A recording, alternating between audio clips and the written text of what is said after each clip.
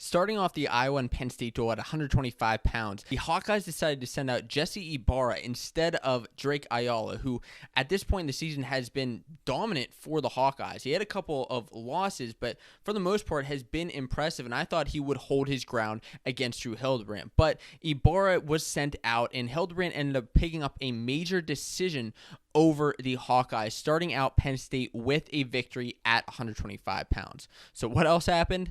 Let's stop stalling and start talking wrestling. What's going on, wrestling fans? My name's Josiah, and welcome to Fanco Wrestling, your source for college wrestling news and discussion. Yes, I am personally excited that Penn State won, but no, I'm not going to rub it in anybody's face because nobody likes a sore winner. So I'm just going to give you exactly what happened during this dual meet, as well as some of my takes on maybe a couple of the calls that you may have disagreed with or you may have been questioning. So at 133 pounds, Roman Bravo Young and Austin DeSanto. This was one of those calls. Now, Roman Bravo Young was hit with only one stalling call during this match, even though DeSanto was he was the clear aggressor. I mean, there was no denying that. He was in on probably like no less than 20, 25 shots, and he was getting in deep often. Roman Bravo Young took a couple shots. Really, he took one great shot and finished it, and that's why he was able to win that duel or the match 3-2. But I see Iowa Hawkeye fans upset that that RBY wasn't hit with stalling more. I don't know. As we look at some of these other matches, maybe the Hawkeyes should have been hit with stalling, maybe at like 157.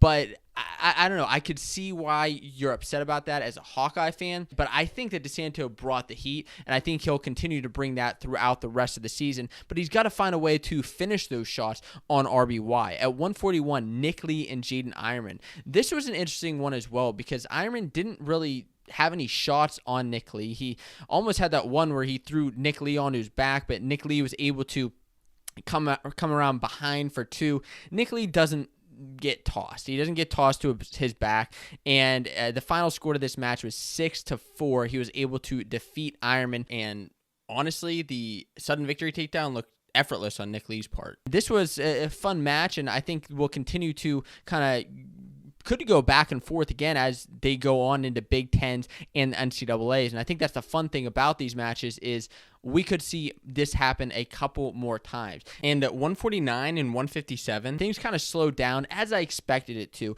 Miriam picked up a win 4-1 over Bo Bartlett, and then Caleb Young picked up a 2-0 decision over Terrell Bearclaw. It put the Hawkeyes back on the board, but they needed to get some bonus points because they were trailing 10-6. Well, luckily Alex Marinelli stepped it up big time for the Hawkeyes. He went out against Brady Berge, who Berge was coming off of a win over Cam Amin of Michigan, and Marinelli was coming off of a loss to Carson Karshaw. Well, Marinelli seemed to have some more pep in his step because he just put it to Brady Berge, won that match 10-2. I'm looking at the Fanco Wrestling score sheets. I actually predicted the dual meet to be 19-12, and we'll go into exactly what happened, what the final score was. But Marinelli won 10-2, tying up the dual meet 10-10, going into the marquee matchup, maybe the best matchup of the year, maybe the most exciting matchup of the night was Michael Kemmer and Carter Starachi at the weight, and this went into a sudden victory. 2-1. It was 1-1 going into sudden victory, and then Carter Starachi was ultimately able to get no takedown in the sudden victory period, then ended up earning a escape in his tiebreaker, and then riding out Kemmer in the second tiebreaker. I know in that second tiebreaker, Brands were looking for a stall call. They were looking for a locked hands, but none of that happened, and Starachi ended up getting the victory. He had some close calls, almost a couple of locked hands, and a couple of the angles I honestly couldn't even tell if it was locked hands or not. Maybe from where the Brands were looking, it was locked hands, and they were upset about that. This is a match. I mean, Kemmer wrestled one of the best that we've seen him, and Kemmer's really, he's not off often.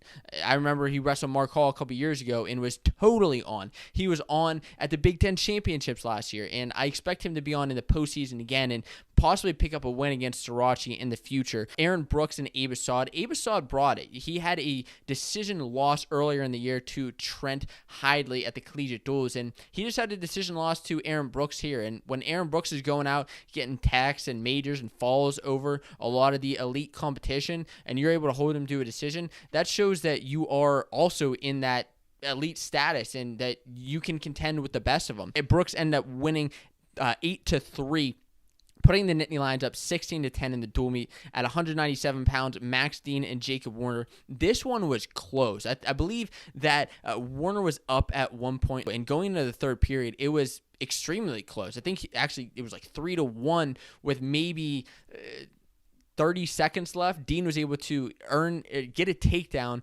on Warner and then turn him to his back to get a 4 count in that nasty bow and arrow that Max Dean, I mean, he had to get that some technique from Zane Rutherford, but Max Dean ended up winning that in the last seconds of the dual meet, 8-3, a phenomenal win, and that actually clinched the dual meet for the Nittany Lions, 19-10. But going into heavyweight, there was still one big matchup. Anthony Cassiope and Greg Kirkfleet, the two behemoths. And wow, did that match excite. These are two heavyweights that are fun to watch. Though Kirkfleet's coming off of a win to Mason Parris, Cassiope has losses to Parris, has losses to Gable in the past, but this time he may have majored Kirkfleet before, but he pulled out a decision over Kirkfleet. Kirkfleet got a takedown in the first period, but Cassiope fired back and ultimately ended up winning the match 7-2. So unfortunately, it didn't do anything for the Hawkeyes as far as points for team, but it does help them out with seeding as far as Big Tens and in the postseason, and confidence boost as well for the heavyweight. This was an awesome match. Is it the best Penn State match I've ever seen? Best Penn State Iowa match I've ever seen? Maybe not, but it was definitely hyped up, and I definitely had a fun time, and I'm interested in hearing what you have to say, so make sure that you drop your comments with what you thought of the duel. Were there some bad calls? Did some things not go the way you expected? Like I said, I thought it was going to end up 19-12. It ended up 19-13, but there was a lot that was different than I expected.